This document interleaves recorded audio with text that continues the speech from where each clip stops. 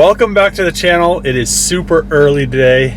I have to go all the way up to Fort Collins to go up to Meticulous's shop because he's gonna finish welding up the Charger subframe. So it's a 3-hour drive and it snowed, so it's probably gonna be like a 4-hour drive, and I'm leaving at 4 in the morning. So let's head up there, get this subframe finally welded up so we can powder coat it. Well, sandblast it, then powder coat it. Got up here to Hayden's shop. It is 8:16, so I left at 5:10, 8:16. The roads were pretty bad. I mean, there was a few spots with black ice and my tires on my truck are bald. So yeah, putting you know, whatever 7,000 or 8,000 pound truck sideways on the highway doing like 80 miles an hour is very interesting. Let's just say that.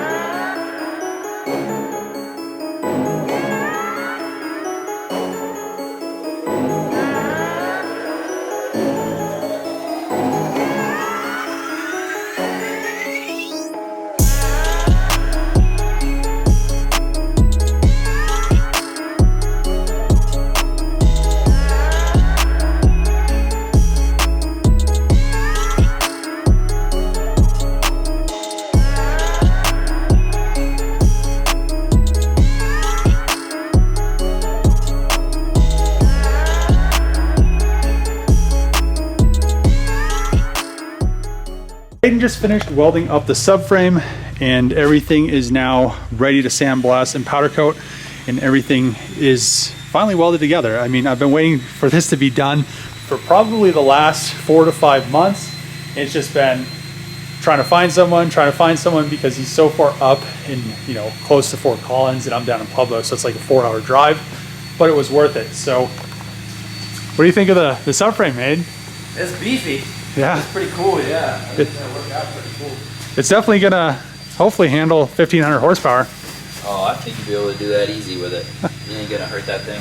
The subframe loaded up now. I'm gonna head back home. Wanted to test fit the subframe one last time in the upside down Magnum just to make sure there wasn't gonna be any issues, because now I need to get it blasted and powder coated. So I'm not sure which color I'm going to powder coat it yet. It's in between gloss silver or gloss black. I don't know. I kind of want it just to be nice and gloss black because it'll just look really clean. I feel like if it's gloss silver, I'm not sure. I'm really not sure. I'm going to bring both colors with me. I want to check to make sure this is going to fit in my powder coating oven, which I think it should. I don't think it's that large. It is pretty big, but that oven is also pretty big. So we'll figure that out, and then I could get this thing blasted, powder coated, and ready to stick in the Charger. So other than that, the sway bar fits, these fit, and everything is now ready to go. We don't have any clearance issues. I might actually grind this back side down a little bit more, and just the wing on there, just kind of get it flush on both sides. But other than that, I mean, Hayden did an awesome job to finish up the TIGs on this thing. I mean, they're just so nice. So let's get this thing back out of the Magnum. I need to go see if it's going to fit in my powder coat oven first, because if it won't, I'm gonna have to have a shop powder coat it instead of powder coating it myself. So let's go figure that out really quick, and I'll pull the solid subframe bushings out and put them back in my truck, because I'm most likely going to put this all together at my house so I don't have to bring the Magnum / Charger down here. Not going to be able to powder coat the subframe today because it won't fit in my powder coating oven. So my powder coating oven is pretty large, but the subframe is just a little bit larger. I could probably get in there sideways, but since it is heavy, I don't know how I'd get in there without it messing up the powder before it bakes. So what I'm gonna do is, I've already talked to a powder coating shop. They're gonna blast the subframe. I'm gonna spray it with my powder because I have gloss black, and then they're gonna bake it. So since I can't do that today, what I'm going to do is I'm going to pull the Hellcat out of the garage, push the Charger out of the garage, clean up the floor. I have a tarp. I'm going to put the tarp down, then push the Hellcat back in, and we're going to spray the bed liner on the bottom of the Hellcat. So there's quite a bit of stuff that I still need to do. Not really too much stuff, but I need to scuff a bunch of areas. I need to drop the subframe out of the Charger, as well as seam seal some of the spots that I plug welded. because in the wheel wells, I wasn't too worried about doing it yet, just because I knew I was gonna bedline it. So I was just waiting until I did that. So once the wheels and the subframe and everything is off the back, and I'm just gonna do the back, and then I'm gonna do the spot pretty much on the passenger side where the brake and the fuel lines go, because I need to put those on before, and I'm also going to drop the fuel tank out of this, but I need to put those on before I put the subframe in, because they won't go in either way. So they won't go in once the subframe's in, and once all the diff and everything's in. So we're going to get this all set up, get everything ready to go, because once the bed liner is done on the bottom of the car, and it's going to look really good, it's going to look so clean.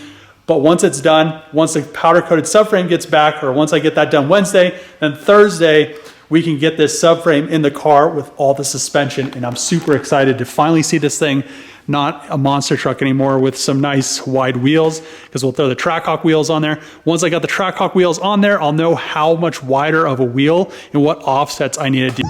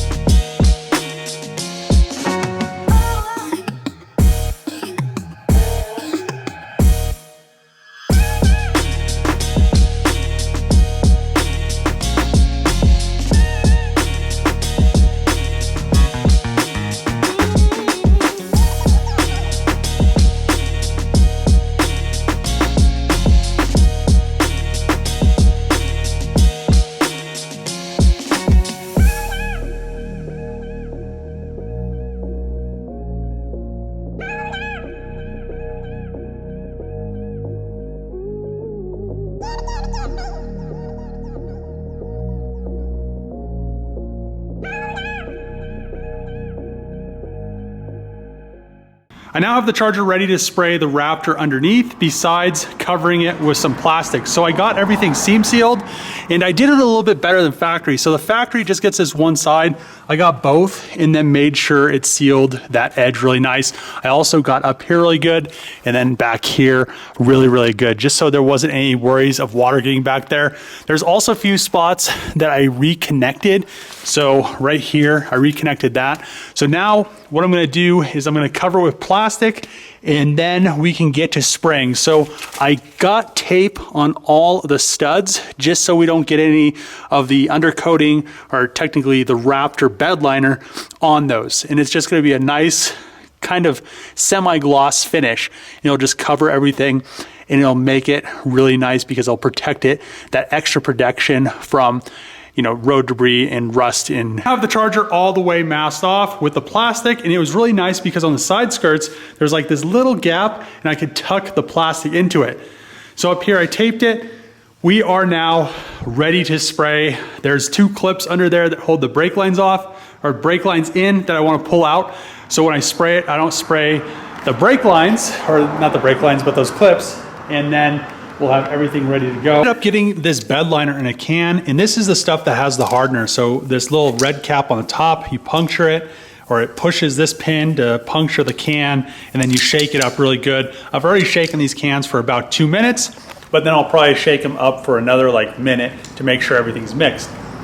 I'm gonna put a link in the description for this. The reason I got these instead of using the Raptor over there is because I was gonna have to bring my air compressor over here, and that's what I was going to do. But then the plug outside is like a different plug than what I have. So it probably would have been cheaper to just buy the plug and rewire my air compressor, but this was simpler, I guess. So let's get under there and start spraying this.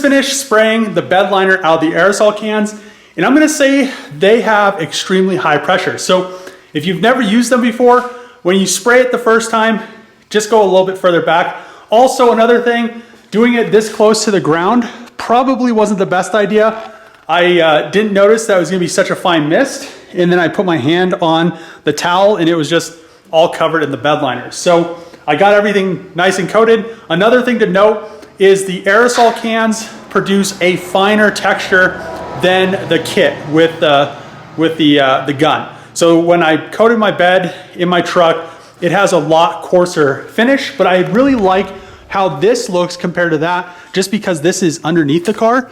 So as you can see, it's a lot finer, but look how clean that looks. Man, look at that. Looks so clean. She is now ready for the tubular subframe.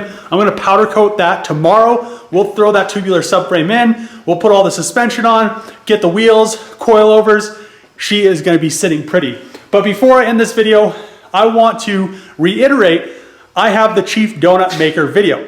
Link is in the description or up in the corner. Make sure to check it out, because the more views I get, the better chance I have to proceeding to the next stage.